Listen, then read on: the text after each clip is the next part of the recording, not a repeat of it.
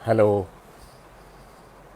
Max महाराष्ट्रामध्ये आज आपल्याला निर्मला सीतारामन यांनी जे तिसरी पत्रकार परिषद घेतलेली आहे त्या पत्रकार परिषदेमध्ये शेतकऱ्यांसाठी जे पॅकेज जाहीर केलेलं आहे, आता त्याला पॅकेज म्हणायचे की नाही प्रश्न आहे, याच्यावरती आपण आज बोलूया. अजूनही लोक येत आहेत, बरेचसे जमलेले आहेत आणि गेले 2-3 दिवस एकूण 20 लाख कोटीचं पॅकेज ऐकण्याकरता अनेक लोक उपस्थित राहत आहेत इकडे ऑनलाईन. आणि प्रत्यक्षामध्ये हा जो काही फेसबुक लाईव्ह आहे आणि ह्याचे जे व्हिडिओ आहेत हे अक्षरशः हजारोने आणि मला वाटतं काही ठिकाणी लाख आणि 1.5 लाखापेक्षा जास्त लोकांनी पाहिलेले आहेत.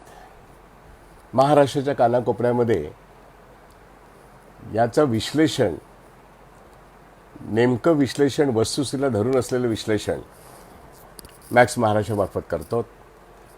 आणि म्हणून आज 20 लाख कोटीचा हा जो काही त्याची वास्तविकता आहे ही या देशाच्या कामगारांकरता, उद्योगाकरता, शेतीकरता, महिलांकरता, स्थलांतरित कामगारांकरता नेमका त्याचा अर्थ काय आहे हे जाणून घेण्याचा आपण प्रयत्न करतो. आणि आपल्याला असं दिसतंय की फार मोठा एक जुमला, फार मोठा एक अन्याय किंवा फार मोठी कॉन्स्पिरसी म्हणू की 20 लाख कोटी सांगायचं आणि प्रत्यक्षामध्ये ज्याला स्टिम्युलस पॅकेज असं म्हणतात ते कुठल्याही स्वरूपात कामगारांना आणि शेतकऱ्यांना मिळत नाही आहे. पण मग आकडे तर हजारांचे आहेत आणि 3 लाख म्हणजे 20 लाख कोटीचा मोठा आकडा आहे. ते काही गोष्टी नागवाडने करायच्या, काही गोष्टी रिझर्व्ह बँक ऑफ इंडियाने करायच्या. सरकारने काय करायचं, सरकारने काय खर्च करायचा कामगार आणि शेतकऱ्यांवरती याबद्दल सरकार काही बोलत नाहीत. आणि जुमला आहे तो हाच आहे. उद्योगाच्या बद्दल उद्योगपतींना डायरेक्ट मदत नाही, सरकार त्यांच्यावरती डायरेक्ट खर्च करत नाही. आरबीआयला सांगते तुम्ही असं करा ना तसं करा. शेतीच्या बाबतीत नाबार्डला सांगते तुम्ही असं करा ना तसं करा. शेती व्यवस्थेचं अरिष्ठ निर्मलाबाई सीतारामन यांच्या एकूणच आज जी काही पत्रकार परिषद झाली आणि त्याची जी प्रश्नोत्तरं झाली, या प्रश्नोत्तरांमधून अर्थव्यवस्थेविषयीचं आकलन अर्थमंत्र्यांचं याच्याशी फार चांगलं काही बोललं जातच नाही गेले 2 वर्ष.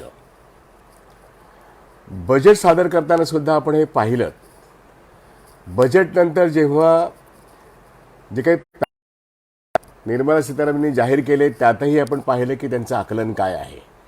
आणि आत्ता 20 लाख कोटीचं पॅकेज जे पंतप्रधानांनी 25-30 मिनिटं सांगून आता गेले 3 दिवस सीतारामन आणि त्यांचे असिस्टंट अनुराग हे जेव्हा सादर करतायत तेव्हा प्रश्न असा पडतोय की या देशाच्या अर्थव्यवस्थेचं चाक रुतलेलं आहे आणि त्याच्यातले महत्त्वाचे घटक कामगार आणि शेतकरी आणि उद्योग किंवा GDPचे महत्त्वाचे घटक म्हणजे शेती, उद्योग आणि अर्थातच सेवा क्षेत्र, या सगळ्याच्या बाबतीमध्ये सरकार सगळ्या ठिकाणी अपयश दिसतंय.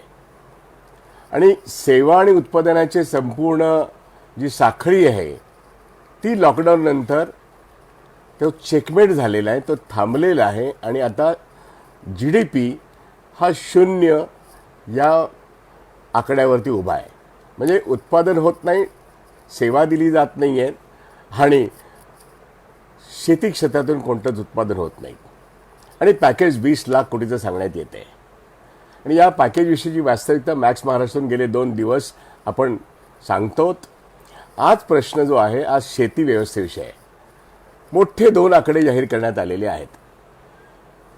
1 लाख कोटी शेती व्यवस्थेचं एकूण जे इन्फ्रास्ट्रक्चर उभं करायचे त्यासाठी आणि 1 लाख कोटी मध्ये मत्स्यपालन असेल, दुधाचा व्यवसाय असेल, मधमाशा पालनाचा व्यवसाय असेल, जनावरांना वॅक्सिन देण्याचा मुद्दा असेल किंवा पीक विम्याचा मुद्दा असेल त्याच्यावरती आम्ही काय काय केलं हे निर्मला सीतारामन सारख्या सांगत होत्या.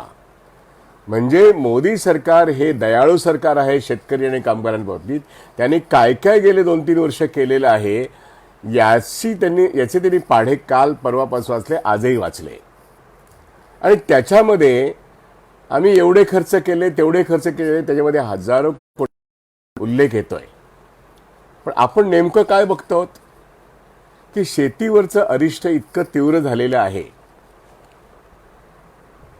म्हणजे 2016च्या नोटबंदीनंतर जी क्रयशक्ती शेतकऱ्यांची आणि कामगारांची संपली, नोटबंदीनंतर लोकांच्या हातातले कॅश गेले आणि शेती व्यवस्थेमध्ये जो 70% एकूणच शेतकरी काम करतो शेती व्यवस्थेमध्ये तो अरिष्टात सापडला. सर्वसामान्य माणसांच्या हातातल्या आणि शेतकऱ्यांच्या हातातली कॅश गेली आणि त्यानंतर शेतीवरचं अरिष्ट चमत्कारिकच आहे. म्हणजे छोटे शेतकरी आणि मोठे शेतकरी आता असं भेदभाव करताच येणार नाही.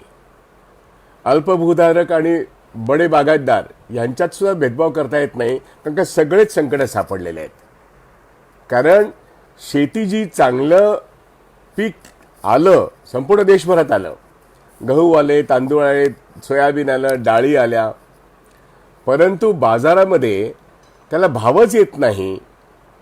आपण बघितलं की नाशिकसारख्या ठिकाणी द्राक्ष, कांदा, टोमॅटो सगळी पिकं घेण्यात आली, कॅश क्रॉप्स, सीझनल पिकं.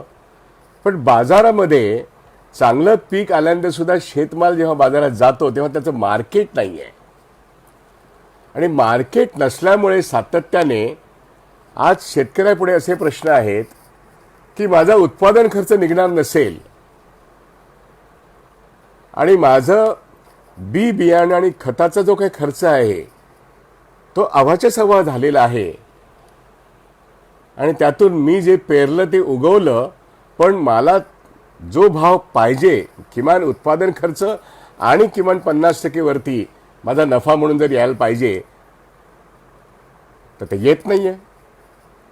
उत्पादन खर्चापेक्षा 100 रुपये जर उत्पादन खर्च असेल तर बाजारात तो शेतमाल जर 70 किंवा 60 रुपयात जात असेल किंवा 50 रुपयापर्यंत जात असेल तर शेतकरी तोट्यात जाणार नाही. हेच ते नेमकं अरिष्ट आहे. ते चांगला पाऊस पडला, पीक चांगलं आलं, पण बाजारात भाव नाही. आणि बाजारात भाव यायला पाहिजे याकरता स्वामीनाथन कमिटीने जो एक आग्रह धरला होता की शेतमालाचा खर्च, उत्पादनाचा खर्च वरती 50% असं ते न्यूनतम सपोर्ट सिस्टम म्हणजे MSP ज्याला आपण त्यांनी नाव दिलं, सरकारने हे न्यूनतम किंमत बाजारभाव बांधून द्यायला पाहिजे. हे सरकारचं काम आहे. आज 2020 आहे. 2014 साली जाहीरनाम्यामध्ये भाजपच्या सरकारने सांगितलं आम्हाला निवडून द्या, आम्ही स्वामीनाथन कमिटीची अंमलबजावणी करू. काही केलं नाही. 2016 नंतरचं जे अरिष्ट वाढलं आणि मध्य प्रदेशमध्ये शेतकऱ्यांवरती गोळीबार झाला, महाराष्ट्रामध्ये नगर जिल्ह्यामधून आंदोलन चालू झालं, महाराष्ट्रात सगळ्या किसान संघटना एकत्र झाल्या आणि त्या ठिकाणी स्वामीनाथन कमिटीच्या शिफारशी अंमलात आल्या तर हे शेतीवरचं अरिष्ट दूर होऊ शकेल. आणि मग तिथे प्रश्न निर्माण झाला, उत्पादनाचा खर्च निघाला पाहिजे अशा तऱ्हेने MSP ठरवून देण्यासाठी सरकार काय करते, हा एक पहिला प्रश्न. आणि दुसरा प्रश्न, शेतकऱ्याच्या डोक्यावरचं जे कर्ज आहे ते कर्ज फेडण्याकरता केंद्र सरकारने राज्य सरकारने मदत करावी. तत्कालीन मोदी सरकारने शेतकऱ्यांना अत्यंत तुटपुंजी मदत केली आणि सरसकट कर्जमाफी करी असं सांगून शेतकऱ्यांकडून कर्ज वसुली करून घेतली आणि 1.5 लाखापर्यंत कर्जमाफी केली, तेही फक्त 20,000 कोटीपर्यंत. उद्धव ठाकरे सरकार आल्यानंतर त्यांनी आणखीन काही लोकांची कर्जमाफी केली 2 लाखापर्यंत. मुद्दा असा की केंद्र सरकारने काय केलं शेतीवरचं अरिष्ट दूर करण्याकरता. आणि पुन्हा एकदा जेव्हा आत्ता ज्या निवडणुका झाल्या 2019 मध्ये, त्याही वेळेस आम्ही शेतकऱ्यांचं उत्पन्न हे 2022 पर्यंत दुप्पट करू हे सातत्याने 2018-2019 मध्ये सांगत राहिले आणि 2022 मध्ये शेतकऱ्यांचं उत्पन्न दुप्पट करू याचा अर्थ किती मोठ्या प्रमाणात शेती व्यवस्थेमध्ये इन्फ्रास्ट्रक्चर गुंतवणूक करावं लागेल या दृष्टीने जर तुम्ही बघितलं असाल की अरुण जेटलींच्या कालखंडामध्ये 2 बजेटमध्ये शेती व्यवस्थेत प्रचंड मोठं आम्ही खर्च करतो हेही त्यांनी दाखवलं. म्हणजे निव्वळ शेतकऱ्यांचं बजेट असं अरुण जेटलींच्या काळात एक बजेट आलं आणि त्या काळामध्ये सुद्धा आज जे काही निर्मला सीतारामन यांनी आम्ही इन्फ्रास्ट्रक्चर डेव्हलप करण्याकरता 1,00,000 कोटी रुपये खर्च करणार आहोत हे आत्ता जाहीर केलं तेव्हाही तेच सांगितलं होतं. मग तेव्हा जी बजेटमधली तरतूद आहे ती तुम्ही कुठे कुठे खर्च केली हे आज जरी सांगितलं असतं तर फार मोठे उपकार झाले असते. त्यामुळे 18, 19, 20 या कालखंडामध्ये शेतीतलं अरिष्ट दूर करण्यासाठी केंद्र सरकारने एक फुटी कवडी सुद्धा खर्च केलेली नाहीये. म्हणजे न्यूनतम सपोर्ट सिस्टम उत्पादनाचा खर्च निघाला पाहिजे शेतकऱ्यांच्या उत्पादित मालावरचा याकरता केंद्र सरकारने काही केलं नाही. घोषणा भरपूर केल्या आणि आजच्या घोषणेमध्ये त्या सगळ्याची एक वाचन जे झालं ते वाचन झालेलं आहे की आम्ही गायींना एवढ्या लसी टोचल्या, म्हशींना एवढ्या लसी टोचल्या, त्याच्यावरती एवढा खर्च केला, मधमाशांच्या पालनासाठी एवढा खर्च केला, आम्ही बी बियाण्यांसाठी खतांसाठी एवढा खर्च केला. आज खतांचे भाव, आज एकूणच बी बियाण्याचे भाव आज शेतकऱ्यांना न परवडणारे आहेत. वीज दरवाढ प्रचंड झाली आहे गेल्या 4-5 वर्षामध्ये. पेट्रोलचा आणि डिझेलचा भाव प्रचंड झालेला, त्यामुळे उत्पादन खर्च वाढलेला आहे. आणि मग उत्पादन खर्च या जे महत्वाचे घटक आहेत बी बियाणं, वीज, पेट्रोल, डिझेल आणि वाहतूक खर्च या सगळ्यामुळे उत्पादित जे शेतमाल आहे त्याला जर मार्केटमध्ये सरकार भाव बांधून देणार नसेल आणि पहिली गोष्ट म्हणजे सरकारने त्या भावाने पहिल्यांदा खरेदी का करू नये बाजारामध्ये. आज संपूर्ण देशामध्ये उत्तर प्रदेश, मध्य प्रदेश, मोठमोठे राज्य, महाराष्ट्रामध्ये सरकार जे काही धान्य विकत घेतं, कडधान्य विकत घेतं, डाळी विकत घेतं, तेल बिया विकत घेतं किंवा गहू तांदूळ विकत घेतं, हे कोणत्या दराने? भाव बांधून दिल्यानंतर त्या भावाच्या खाली जाऊन केंद्र सरकार जर भाव पाडून देणार असेल तर बाकीचे अडते लोक काय करणार? त्यामुळे सरकार पण भाव पाडून देतं विकत घेताना आणि केवळ 30 ते 35% बाजारामधून सरकार माल उचलतं. आणि फूड कॉर्पोरेशन ऑफ इंडियामध्ये आज सरप्लस म्हणजे जादा माल साठवलेला आहे. तो 77 मिलियन टन एवढा धान्य तिथे साठलेला आहे. म्हणजे उत्पादन प्रचंड झालेलं आहे. अजूनही सरकारने मोठ्या प्रमाणात शेतकऱ्यांकडून माल घेतला पाहिजे आणि रेशन व्यवस्थेत तो आणला पाहिजे. पण सरकार ही त्याची मूलभूत जबाबदारी जी आहे शेतकऱ्यांकरता बोलतात खूप पण करत काहीच नाहीत. आणि म्हणून अर्थमंत्री सीतारामन यांनी आज ज्या काही घोषणा केलेल्या आहेत त्या निव्वळ ठोतांड आहे. गेली 3 वर्ष बजेटमधले जे हजारोंचे आकडे आहेत त्याची कुठेही पूर्तता न करता चित्र असं आहे की आम्ही हे केलं. अरे प्रत्यक्षात आज शेतकऱ्याला तुम्ही डायरेक्टली खर्च करून त्याच्या हातात किती देता हे सांगा बघूया. तुम्ही ना कामगारांना दिलं, ना मायग्रंट लेबरला दिलं, स्थलांतरित कन्स्ट्रक्शन वर्करला दिलं, मोलकरणी दिलं नाही, अंगणवाडी महिलांना दिलं नाही, आशा वर्करना दिलं नाही, कुठल्याही कष्टकरी महिलेला आणि पुरुषाला दिलेलं नाही, किंबहुना त्याचे सगळे अधिकार हिसकावून घेतले. उद्योगपतींना सुद्धा त्यांना खरं म्हणजे मोठ्या प्रमाणात कर्जमुक्त करावे ते केलं नाही. आणि आता शेतकऱ्यांना ऑलरेडी शेती व्यवस्था संपूर्ण भारतात अरिष्टात आहे. महाराष्ट्रामध्ये, पंजाबमध्ये सुद्धा, आज यूपीमध्ये सुद्धा अतिशय चांगलं उत्पादन येऊन सुद्धा आणि याही वर्षी पाऊस पाणी चांगलं होण्याचा अंदाज आहे, खरीप पीक चांगली येण्याचा अंदाज आहे, परंतु तो उत्पादित माल शेतकऱ्याला कितीला भाव पडतो त्याची जी काही इन्ग्रेडियंट्स आहेत, त्याचे जे काही मूलभूत घटक आहेत, ते म्हणजे पेट्रोल आणि डिझेलचा खर्च किती टक्क्यांनी वाढलाय ते बघा. ते निर्मला सीतारामन बघणार नाहीत. बी बियाणं खतांचे भाव किती वाढलात, दुपटी तिपटीने वाढलेले भाव आहेत. आणि मग या उत्पादनाचा खर्च सरकारने आज अजिबात हिशेबात घेतला नाही. त्यामुळे निर्मला सीतारामन या अर्थमंत्री आहेत आणि ते शेतकऱ्यांना 2 लाख कोटीचा पॅकेज देण्याच्या घोषणा करतात. याला पॅकेज म्हणता येईल का? याला पॅकेज म्हणता येणार नाही. शेतकऱ्यांच्या तोंडाला नेहमीच पानं पुसण्याचा प्रकार अनेक राज्य सरकारांनी केलेला आहे आणि आताही केंद्र सरकार करते. राज्य सरकारांकडे पैसे नाहीत. केंद्र सरकार राज्य सरकारचा पैसा अडवून आहे. बजेटमध्ये जे काही प्रोव्हाइड केलं, जी तरतूद केली, ती सुद्धा तरतूद केंद्र सरकारने रिलीज केलेली नाही आहे. आणि आज नाबार्ड हे करेल आणि नाबार्ड ते करेल असे जे काही कागदी बाण सोडले जात आहेत, त्यातून शेतकऱ्याच्या हातात काही मिळत नाहीये. रब्बी पिकातून गेल्या दीड महिन्यामध्ये महाराष्ट्रामध्ये आपण उदाहरण घेऊया, कापूस, काही दिवसापूर्वी मोसंबी, नारंगी, नाशिक सारख्या भागात द्राक्ष आणि मग डाळिंबासारखी पिकं ही अवकाळी पावसाने त्याचं फार मोठं नुकसान झालं. त्याचा एकूण लेखाजोखा किती नुकसान झालं हे केंद्र सरकारची एक टीम इथे आली होती ना महाराष्ट्रामध्ये. काही अंदाज तुम्ही घेतले होते ना. निवडणुकीच्या काळात सगळेजण शेताच्या बांधावरच गेले होते. केंद्रातले लोक, महाराष्ट्रातले लोक, सत्तेतले लोक, विरोधातले लोक, सगळेजण शेताच्या बांधावर, कारण शेतकऱ्यांची मतं पाहिजेत. पण शेतकऱ्यांना प्रत्यक्षामध्ये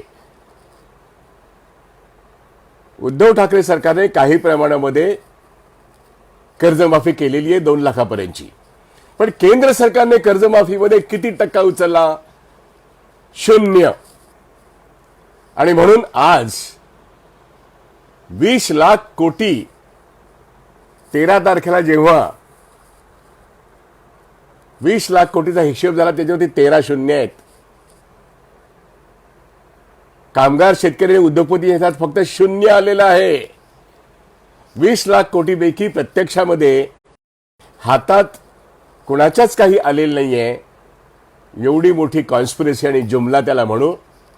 कॉन्स्पिरसीचा कटच आहे, कारण शेवटी एवढी मोठी बजेटमधली तरतूद, आता ही बजेट बाह्य तरतूद, त्याचा सोर्स काय, कुठून पैसे आले, कुठून येणार हे काही न सांगता आम्ही शेतकऱ्यांसाठी 2 लाख कोटीचं पॅकेज देऊ, 1 लाख कोटी इन्फ्रास्ट्रक्चरवरती खर्च करू. मग हे आम्ही जे काही शेती आणि शेती व्यवस्थेशी संबंधित ॲग्रो आणि ॲग्रो प्रॉडक्ट्स याच्या संदर्भामध्ये आज जी काही वर्गवारी करून आम्ही एवढे 1000 कोटी देऊ, तेवढे 1000 कोटी देऊ असं जेव्हा सांगितलं, तेव्हा पुन्हा एकदा अर्थमंत्री पुन्हा एकदा खोटं बोलतायत, शेतकऱ्यांच्या तोंडाला पानं पुसतायत असं म्हणण्यावाचून गत्यंतर नाहीये. आणि शेतकरी कपाळाला हात लावून हेच फळं मग काय तपाला, म्हणजे त्याने जे काही कष्ट केलेत त्या कष्टाला काही परिवारच नाहीयेत. आणि आता पुन्हा खरीपकडे जाताना सरकारची हे काही जे आश्वासने आहेत ते कुठली पूर्ण होणार आहेत? दुसरी एक गोष्ट आज सांगितली निर्मलाबाई सीतारामननी की आम्ही पीक विम्यापोटी आम्ही जवळजवळ 70,000 कोटी रुपये म्हणे पीक विम्याचं जे नुकसान झाले ते आम्ही कंपन्या ज्या आहेत, इन्शुरन्स कंपन्या, विमा कंपन्या ह्यांच्यामार्फत दिलेत. साफ खोटं आहे. नुकसानीचा अंदाजच केला नाही. विमा कंपन्या मध्ये जमा होणारा पैसा जो शेतकऱ्यांचा आहे, राज्य सरकारांचा आहे, केंद्र सरकाराचा आहे, हे सगळे पैसे अदानी, अंबानी आणि रिलायन्स सारखे किंवा अनेक ज्या खाजगी आणि विदेशी इन्शुरन्स कंपन्या आहेत ज्या पीक विमा उतरवतात, यांचे खिसे भरण्याकरता सरकारने केलेली ही इन्शुरन्स योजना आहे. शेतकऱ्याला किती मिळतं सांगायला आकड्यात 70,000 कोटी त्यांनी सांगितले, पण वस्तुस्थिती अशी आहे की शेतकऱ्याचं पीक नुकसान झाल्यानंतर महाराष्ट्रात असा अनुभव आहे आणि अनेक राज्यात असा अनुभव आहे की या खाजगी विमा कंपन्यांनी शेतकऱ्यांची कोणतेही दावे सेटल केलेले नाहीयेत. हे सेटल केलं शेतकऱ्यांचं नुकसान झालेलं आहे आणि ते विमा कंपन्या भरून देत नाहीयेत, कारण ते दावे खोटे आहेत इथपासून ते सुरू करतात आणि अनेक अशा अटी घालून ठेवलेल्या त्या विम्याच्या कंपन्यांनी की शेतकऱ्याला काहीच मिळत नाहीये. त्यामुळे विमा कंपन्यांचा मोठ्या कॉर्पोरेट कंपन्यांचे खिसे भरण्याकरता हे पीक विम्याची योजना केंद्र सरकारने निर्माण केली आहे की काय, अशा तऱ्हेचा आज गंभीर प्रश्न आहे. आणि म्हणून प्रश्न पडतो की पीक विम्यातून आम्ही 70,000 कोटी रुपये दिलेत, हे दिल्याचं सांगितलं पण शेतकऱ्यांना हे पटतच नाहीये की त्यांना काही मिळालेलं आहे. महाराष्ट्रातला अनुभव तर अत्यंत वाईट आहे. अनेक राज्यांमधला हा पीक विम्याचा अनुभव वाईट आहे. या ठिकाणी या पीक विम्यांच्या मोठ्या कॉर्पोरेट कंपन्यांचा धंदा करण्याकरता केंद्र सरकारच्या खजिन्यातून, राज्य सरकारच्या खजिन्यातून आणि शेतकऱ्याच्या खिशातून जेव्हा पैसे जातात ते बंद झाले पाहिजेत. तिथे खाजगी कंपन्या का हव्यात, जनरल इन्शुरन्स कंपन्या का नकोत, आणि त्याकरता प्रत्येक राज्य सरकारने स्वतःच इन्शुरन्स कंपनी का काढू नये? काय हे काम पीक विम्याचं काम खाजगी कंपन्यांना द्यायचं? एक तर केंद्र सरकारने सुरू करावी, त्यांची पूर्ण मॉनिटरिंग करावं. त्यामुळे स्वामीनाथन कमिटीच्या कोणत्याही शिफारसींची अंमलबजावणी होत नाही. पीक सुरू करण्यापूर्वी, पीक आल्यानंतर आणि प्रॉडक्ट आल्यानंतर किमान भाव मिळत नाही, बांधून दिलेला भाव मिळत नाही, सरकार त्या भावाने खरेदी करत नाहीत आणि पीक आल्यानंतर ते टाकून देण्याची परिस्थिती निर्माण होते बाजारामध्ये, कारण का अडते आणि व्यापारी त्या कृषी उत्पन्न बाजार समितीमध्ये त्याची काय शेतकऱ्याची लुबाडणूक होते आपण पाहतो. मग ते पीक कोणतेही घ्या, ते सोयाबीन घ्या, ते कांदा घ्या, ते द्राक्ष घ्या, ते बटाटे घ्या. आणि आता तर आज एक नवीनच घोषणा झालेली आहे की इसेन्शियल कमॉडिटीज ऍक्ट याच्यामध्ये सुधारणा करू. म्हणजे याचा अर्थ त्यांना पार्लमेंटमध्ये जायला लागेल किंवा ऑर्डिनन्स काढायला लागेल, वटहुकूम काढायला लागेल. हे वटहुकूम काढण्याचा हा जो काही प्रकार आहे, खरं म्हणजे कांदे आणि बटाटे, कापूस आणि सोयाबीन आणि जे काही तेल आणि तेल बिया आणि डाळी आणि कडधान्य हे त्या इसेन्शियल कमॉडिटीज ऍक्ट मधून बाहेर काढणं आणि त्याच्यावरची जी नियंत्रण हटवणं हे कोणाच्या फायद्याचं आहे? तुम्ही जर बाजारामध्ये भाव बांधून देणार असाल तर त्याची गरज नाहीये ना. मग तुम्ही तो एक्सपोर्ट मार्केट खुला करण्याचं म्हणत असाल इसेन्शियल कमॉडिटीज ऍक्ट मध्ये बदल करून, तर इसेन्शियल कमॉडिटीज हे भारतीय जनतेकरता तो कायदा झालेला आहे. त्याच्यातून ह्या वस्तू बाहेर काढायच्या आणि त्याच्या उत्पादनाकरता एक्सपोर्ट मार्केट किंवा अन्य मार्केट उपलब्ध करून देऊ असं सांगायचं, ही शुद्ध फसवणूक आहे. मोठ्या कॉर्पोरेट कंपन्यांना या सगळ्या आत्ता जे काही ॲटम्स मी मांडलेत याचा साठा करण्याकरता हे इसेन्शियल कमॉडिटी ऍक्टमध्ये मोठी तरतूद आहे. त्याचा साठा ते करू शकतील म्हणून ते नियंत्रण हटवलं जात आहे. कमॉडिटी मार्केटमध्ये भारतामध्ये आणि भारताच्या बाहेर ही जी काही शेती उत्पादनाची आहे त्याच्यात फॉरवर्ड मार्केटिंग जे आहे याच्यातून शेतकऱ्यांचं मोठं नुकसान होत आहे. मोठं नुकसान होत आहे. जसे शेअरचे भाव शेअर विकले जातात मार्केटमध्ये, तसं धान्य कमॉडिटी मार्केटमध्ये विकले जातं. ते कोणत्या भावाने? ऑप्शन, फ्युचर्स आणि ऑप्शन्स. कमॉडिटी मार्केटमध्ये धान्यावरती तुम्ही सट्टा खेळता. आणि आता इथे मायग्रंट लेबर, 14 कोटीचा मायग्रंट लेबर, त्याला खायला अन्न तुम्ही धान्य देऊ शकला नाहीत. रेशनच्या दुकानामध्ये, पब्लिक डिस्ट्रीब्युशन सिस्टममध्ये, गोडाऊनमध्ये जास्त धान्य असून ते धान्य आणता आलं नाही. आणि काल निर्मला सीतारामन सांगितलं की 18,000 कोटी रुपये आम्ही मायग्रंट वर्कर्समध्ये खर्च केलेत. तर मग हे लोक उपाशी का जात आहेत? यांना धान्य नाही आणि पगार पण नाही. मग ते 18,000 कोटी रुपये खरे की खोटे? राज्य सरकारने दिले असं त्यांनी काल सांगितलं पत्रकारांच्या एका प्रश्नाचं उत्तर. ह्याचा शोध घ्यायला पाहिजे. हे जे काही खोटे आकडे सांगितले जात आहेत आणि आज जी काही आश्वासनं दिलेली आहेत, इसेन्शियल कमोडिटी ऍक्टमध्ये जी काही अमेंडमेंट आहे त्यातून महत्वाचे जे काही घटक आहेत त्याचा मोठ्या कॉर्पोरेट कंपन्या साठा करतील आणि सामान्य शेतकरी पिकवणार आणि त्याचा साठा गोडाऊनमध्ये कॉर्पोरेट कंपन्यांच्या होणार. म्हणजे शेतीचं एक प्रकारचं कॉर्पोरेटायझेशन आजच्या ह्या अनाउन्समेंटमध्ये त्यांनी केलंय. याच्यामध्ये स्टिम्युलस पॅकेज कुठे आहे? सरकार शेतकऱ्यांसाठी डायरेक्ट खर्च करून आज जे काही उपाशी शेतमजूर मरतायत किंवा छोटे शेतकरी 2 एकर 3 एकर 1 एकर वाले शेतकऱ्याच्या हातात काय आहे? आणि बागायतदार शेतकऱ्यांचं सुद्धा जे प्रचंड पिकाचं नुकसान झाले ते नुकसान भरपाई सरकारने डायरेक्टली त्यांना मदत करून का नाही करायची? त्यामुळे कामगारांना मदत करायची नाही, शेतकऱ्यांना मदत करायची नाही, शेतमजुरांना मदत करायची नाही आणि विमा कंपन्यांना मदत करायची. त्यामुळे आज पुन्हा एकदा शेती व्यवस्थेचं काहीही समजत नाही या सरकारला, याच्यावरती शिक्कामोर्तब झालेलं आहे.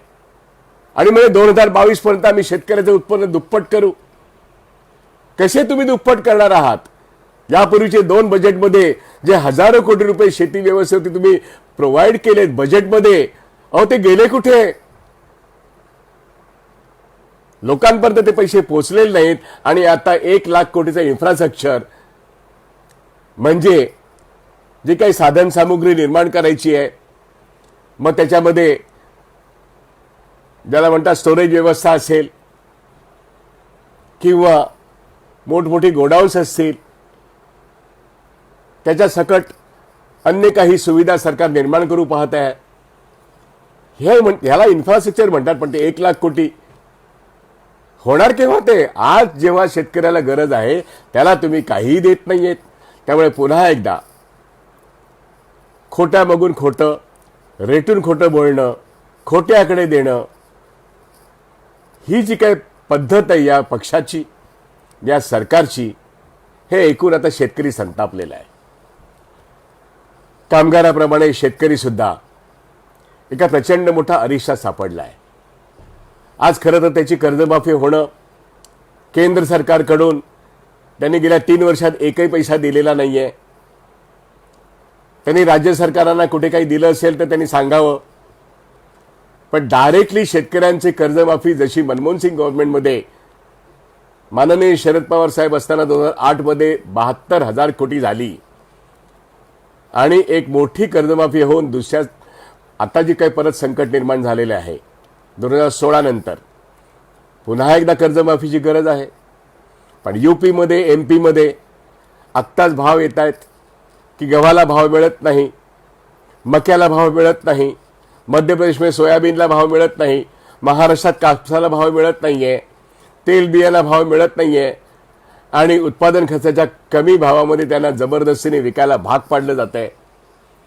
या परिस्थितीमध्ये उत्पादन तर खूप आलंय पण शेतकरी चांगला, छोटा आणि मोठा सगळेजण नाडले जात आहेत. आणि म्हणून शेतकऱ्यांच्या संकटावरती उपाय म्हणून विमा कंपनी असू शकत नाही. शेती व्यवस्थेमध्ये सरकारची गुंतवणूक किती ह्या प्रश्नाचं उत्तर गेले 3 वर्ष अजिबात न देता त्याच्या आसपास सरकार जे अडते आहेत, जे व्यापारी आहेत, जे कॉर्पोरेट कंपन्या आहेत, त्यांचं इन्फ्रास्ट्रक्चर उभं करण्याचा प्रयत्न शेती व्यवस्थेच्या भोवती केलं जातं. शेती मालाच्या संदर्भामध्ये जो उत्पादक आहे त्या उत्पादकाला काय मिळतं याच्याबद्दल केंद्र सरकार काहीही खर्च करायला तयार नाहीये. आणि म्हणून अत्यंत निराशाजनक असं त्याला पॅकेज म्हणताच येणार नाही. कारण बजेटमध्ये जसे आकडे जाहीर केले तसेच हे आकडे आहेत. सरळ सरळ सरकारने खर्च केला शेतकऱ्यांवरती एवढा असं ह्याच्यात आजच्या सुद्धा पत्रकार परिषदेमध्ये दिसत नाही. आणि म्हणून पॅकेजचा अर्थ सरकार स्वतःच्या खजिन्यातून किती खर्च करतं आणि वित्तीय तूट भरून काढण्याचा जो प्रश्न असतो किंवा मॉनिटरी पॉलिसीचा भाग म्हणून ज्या गोष्टी रिझर्व्ह बँक ऑफ इंडियाने आणि नाबार्डने करायच्या त्यांच्याकडून ते करून घेत आहेत. त्यांचं काम ते करतील. रिझर्व्ह बँक ऑफ इंडियाचं काम मॉनिटरी पॉलिसीचं आहे. पण या देशाचे एकूण फिस्कल जे आहे, एकूण वित्त व्यवहार जो आहे, जो अर्थव्यवहार जो आहे, तो तुम्ही सांभाळायचा आहे. त्या अर्थव्यवस्थेबद्दल सरकार, अर्थव्यवस्थेतले जे शेती, उद्योग आणि सेवा क्षेत्राच्या बाबतीत आत्ता पॅकेज 20 लाख कोटीमध्ये नेमकं काय देतं याचं उत्तर त्यांना देता आलेलं नाहीये. त्यामुळे कामगारांचा पगार प्रोटेक्ट झालेला नाही, शेतकऱ्यांचा उत्पादन खर्च प्रोटेक्ट होत नाहीये, उत्पादित मालाला भाव प्रोटेक्ट होत नाहीये. त्यामुळे या जुमलेबाजीला आता शेतकरी पण कंटाळलाय. जेव्हा शेतकऱ्यांनी महाराष्ट्रात आणि भारतभर आंदोलन केलं तेव्हा महाराष्ट्रात किसान सभा, त्या डाव्या पक्षाच्या असतील, राजू शेट्टी, योगेंद्र यादव या सर्वांनी मिळून, दोन मिळून शेतकऱ्यांच्या बाबतीमध्ये एक स्पेशल सेशन घेऊन एक त्यांच्यासाठी स्पेशल बजेट निर्माण करा ही मागणी केली आणि ती बरोबर मागणी होती. शेती व्यवस्थेतील सगळे प्रश्न त्या ठिकाणी चर्चेला आणा, एक विशेष अधिवेशन शेतकऱ्यांच्या प्रश्नावरती बोलवा. हे राजू शेट्टी निमंत्रक होते, योगेंद्र यादव निमंत्रक होते. मग त्यात सीपीआय होती, सीपीएम होती, सर्व डावे पक्ष होते, काँग्रेसचे लोक होते. या 208 किसानांच्या संघटनांनी पक्षांच्या पलीकडे जाऊन शेतकऱ्यांच्या आणि शेती व्यवस्थेच्या प्रश्नावरती स्पेशल लोकसभेचं सेशन मागितलं. मोदींनी ते काय दिलं नाही. आम्ही जे बोलू तेच, ही जे काय त्यांची जी काय दुराग्रही भूमिका आहे त्यातून शेतकरी नागावले जात आहेत, शेतकरी नाडले जात आहेत आणि शेतकऱ्यांचा उत्पादित माल गोडाऊनमध्ये जातोय पण भुकेल्याला अन्न मिळत नाही. पब्लिक डिस्ट्रीब्युशन सिस्टम म्हणजे सार्वजनिक वितरण व्यवस्था ही कमकुवतच राहिली आहे. आणि म्हणून आत्ताचं जे संकट आहे, रब्बी पिकातून काही मिळालं नाही शेतकऱ्यांना, लोक उपाशी आहेत, कामगारांना पैसे नाहीत, शेतकऱ्यांच्या हातात पैसा नाही आणि जीएसटी मध्ये तोही नाडला गेलेला आहे. आणि जो डायरेक्ट टॅक्स, इन्कम टॅक्स भरणारे जे लोक आहेत, पण शेतकरी हा सर्वात जास्त इनडायरेक्ट टॅक्स भरतो. कारण तो सर्वात जास्त म्हणजे 70% कामगार हा शेती व्यवसायामध्ये आहे. त्यामुळे सर्वात जास्त जर टॅक्स कोणी भरत असेल तर तो असुरक्षित कामगार, तो शेतकरी हा सर्वात जास्त टॅक्स भरतो. डायरेक्ट टॅक्स भरणारे या भारतामध्ये फक्त 3% लोक आहेत. परंतु उत्पादन जे शेतकरी करतात आणि जे कामगार करतात, जे छोटे उद्योग करतात, याच्यामुळे जो जीडीपी वाढतो, त्याच्यामध्ये इनडायरेक्ट टॅक्स, ज्याच्यामध्ये जीएसटी हा अत्यंत महत्त्वाचा आहे, तो भरताना शेतकरी फार मोठी कॉन्ट्रीब्युशन करतो. आणि मग काही आता जण भाजपतले काही जण आता सांगायला लागले शेतकऱ्यांना टॅक्स लावा. आता एवढंच करायचं बाकी राहिलं होतं. काही श्रीमंत शेतकरी टॅक्स देऊ शकतील सुद्धा. मुद्दा त्यांच्यावरती टॅक्स आणायचा किंवा नाही असा नाहीये. मुद्दा शेतकरी जे उत्पादन करतो त्याच्या उत्पादन खर्चाला पुरेसा भाव, मिनिमम सपोर्ट प्राइस केंद्र सरकार देऊ शकते का, ही केंद्र सरकारची कसोटीची वेळ आज होती. केंद्र सरकार शेतकऱ्यांची कर्जमाफी करू शकते का, कारण का ते पूर्णपणे नागावले गेलेले आहेत, म्हणून त्यांना कर्जमाफीची गरज होती. त्यांना कर्जमाफी नाही, त्यांना उत्पादनाचा हमीभाव नाही, स्वामीनाथन कमिटीच्या कोणत्याच शिफारशी अंमलात नाहीत आणि तरी घोषणाबाजी चालू आहे. 2022 साली शेतकऱ्याचं उत्पन्न दुप्पट करू आणि आता नाव सोनूबाई आणि हाती कथलाचा वाडा, असंच ते आजचं निर्मला सीतारामन यांनी दिलेलं शेतकऱ्यांचं बजेट आहे, पॅकेज आहे. त्याला पॅकेज म्हणणं हे निव्वळ बालिशपणाचं होईल. त्याच्यामध्ये नाबार्ड आणि आरबीआयला आणि मग रिजनल रुरल बँकांना त्यांनी कामाला लावलेत. त्यांच्या स्कीमचे आज वाचन झालं.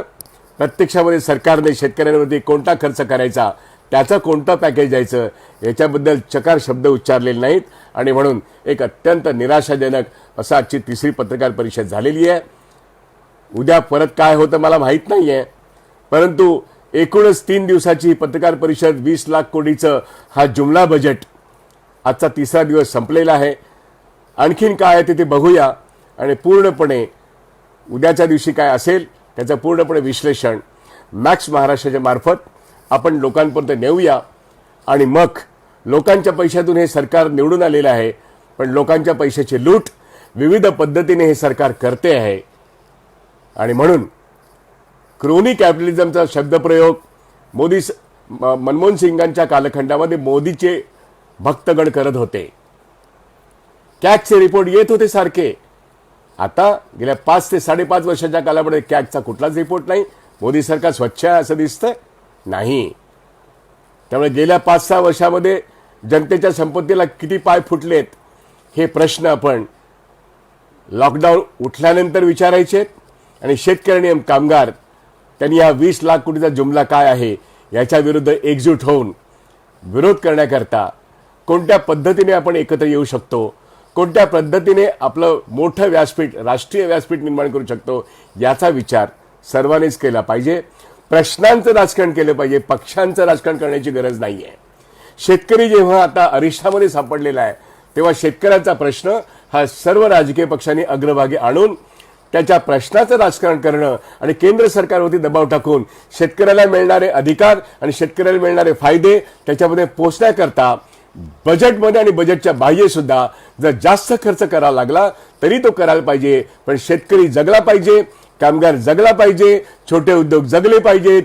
त्यांच्याकरता छोटी हॉस्पिटल्स, शिक्षण व्यवस्था शेतकऱ्यांच्या मुलाकरता नको का, हे सगळे प्रश्न आपण संपत्तीच्या निर्मात्यांनी विचारले पाहिजेत. आणि म्हणून आज जे शेतीचं बजेट आहे हे पूर्णपणे पॅकेज आहे. ते पॅकेज न म्हणता ते पॅकेजचं त्यांच्या दृष्टीने वाचन झालंय. त्या वाचनातून आपल्या हातात काहीच पडलेलं नाहीये. म्हणून पूर्णपणे निराशा झालेलं आहे. एकजूट होऊया, निराश न होता लढून आपले हक्क मिळवूया, एवढंच सगळ्या कोट्यवधी शेतकरी बांधवांना आज आव्हान आहे. या देशामध्ये 30 कोटीपेक्षा जास्त शेतकरी प्रत्यक्षामध्ये शेतात राबतात आणि शेतमजुरांची संख्या ही जवळजवळ नाही म्हटलं तरी 20 कोटीपेक्षा जास्त आहे. आज एवढ्या मोठ्या समूहाचा प्रश्न, 30 कोटी कामगारांचा प्रश्न, आज हे सगळेच जण या सर्वांनाच या 20 लाख कोटीच्या पॅकेजने निराश केलेला आहे. आणि हातात प्रत्यक्षात कोणाचं काहीच पडलेलं नाही आहे. कॉर्पोरेट कंपन्यांनी मात्र या 20 लाख कोटीतून बरंच गब्बरपणे कमवण्याचं सरकारने त्यांच्याकरता योजना केलेल्या आहेत. आपण लक्ष ठेवूया. लक्ष ठेवून यांचे जी कॉन्स्पिरसी आहे हे उधळण्याकरता आपण एकजुटीने पुढे जाऊया. आता आपण समजून घेतलं, पण आपल्याला हल्लाबोल पवित्र्यामध्ये जावं लागेल. पार्लमेंटमध्ये विशेष अधिवेशनाची मागणी करत राहावी लागेल.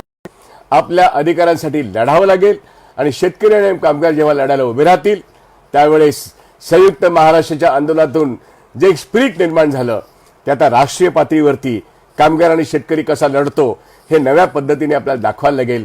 एवढंच आजच्या ह्या एकूणच विश्लेषणाच्या निमित्ताने, पॅकेजच्या वर्णनाच्या निमित्ताने हे सांगणं आवश्यक आहे.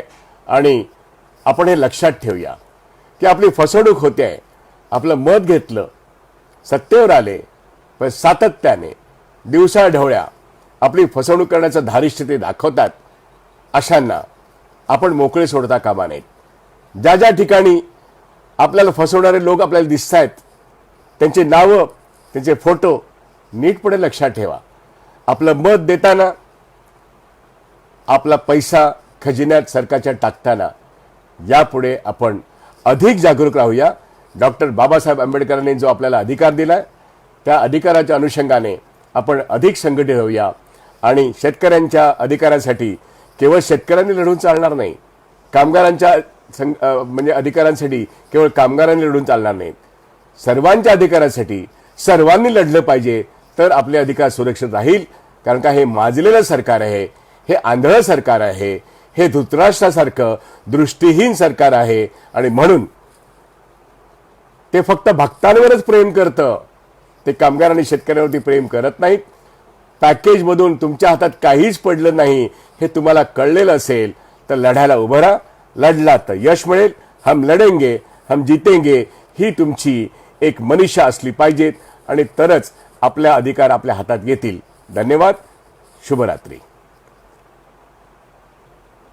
आपल्याला हा जर व्हिडिओ आवडला असेल, हे म्हणणं जर आवडलं असेल तर निश्चितपणे महाराष्ट्रातल्या सगळ्या कामगार शेतकऱ्यांपर्यंत मॅक्स महाराष्ट्राच्या या व्हिडिओचं आपण शेअर करावं आणि सर्वांना सांगावं की पूर्णपणे ऐका. प्रश्न विचारलेत तर काहीच हरकत नाही, किंवा प्रश्न विचारलेच पाहिजेत. विरोध असेल तर विरोधही पण केला पाहिजे. चांगला विरोध हा नेहमीच लोकशाहीला पूरक असतो, पोषक असतो. त्यामुळे आकलन सुधारायला मदत होते आणि म्हणून चांगला विरोध हवा आहे, चांगला विचार पुढे जाऊ द्या, पण विचार पटला असेल तर मग तो लाखो लोकांपर्यंत पोचवा. मॅक्स महाराष्ट्र मोठी जबाबदारी पार पडते आणि मॅक्स महाराष्ट्राने मला ही संधी दिल्याबद्दल मी त्यांचाही आभारी आहे. आणि शेतकऱ्यांची आणि कामगारांची एकजूट भक्कमपणे उभी राहत असेल तर या माझ्या म्हणण्याला काही अर्थ निर्माण होईल आणि मला नक्कीच खात्री आहे आपण चांगले दिवस बघू शकू. परंतु मोदी सरकारच्या विरोधात उभा राहिल्याशिवाय आपल्याला चांगले दिवस दिसणार नाहीत, हे मात्र नक्की. पुन्हा एकदा शुभरात्री. धन्यवाद.